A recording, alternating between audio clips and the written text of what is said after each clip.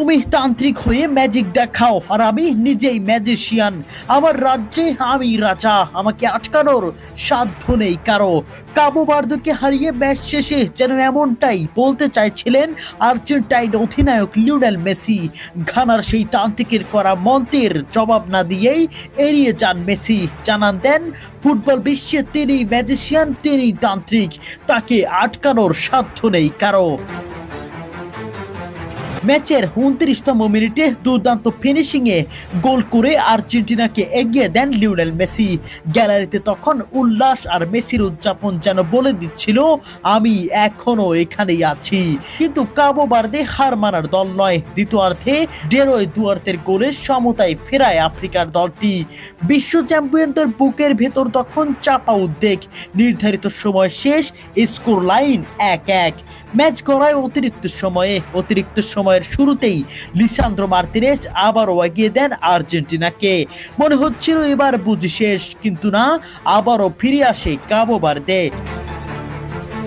Sydney কাবরালের অসাধারণ গোলে score line হয় 2-2। বিশ্বকাপের অন্যতম বড় অঘটনের স্বপ্ন তখন সত্যি হতে চলেছিল। ঠিক সেই মুহূর্তে সামনে এলেন অধিনায়ক মেসির কর্নার, বক্সের ভেতরে ক্রিস্টিয়ান রোমেরোর হেড, বল ডিফ্লেক্ট হয়ে জড়িয়ে গেল জালে। 3-2 গোলে লিড নিল লিওনেল মেসিরা। আর্জেন্টিনা বেঁচে গেল, বিশ্ব চ্যাম্পিয়নদের স্বপ্ন বেঁচে রইল। আর কাবো বার্দের রূপকথার যাত্রা শেষ হলো মাথা উঁচু করেই। মেসেজে লিওনেল মেসির ঘানার সেই তান্ত্রিকের দাবির কোনো উত্তর দেননি, কোনো কটাক্ষ নয়, কোনো বিতর্ক নয়। তিনি উত্তর দিয়েছেন নিজের সবচেয়ে বড় অস্ত্র দিয়ে, ফুটবল, গোল করে দলকে নেতৃত্ব দিয়ে, শেষ পর্যন্ত জয় এনে দিয়ে। যারা বলেছিল মেসিকে থামানো হবে, তারা দেখলো মেসি থামেননি। যারা বলছিল আর্জেন্টিনা হারবে, তারা দেখলো বিশ্ব চ্যাম্পিয়নরা আবারও উঠে দাঁড়ালো। হয়তো এই কারণেই ফুটবল প্রেমীরা আজ মজা করে বলছেন তন্ত্রমন্ত্রের জাদু যতই হোক, ফুটবলের সবচেয়ে বড় ম্যাজিশিয়ানের নাম এখনো লিওনেল মেসি।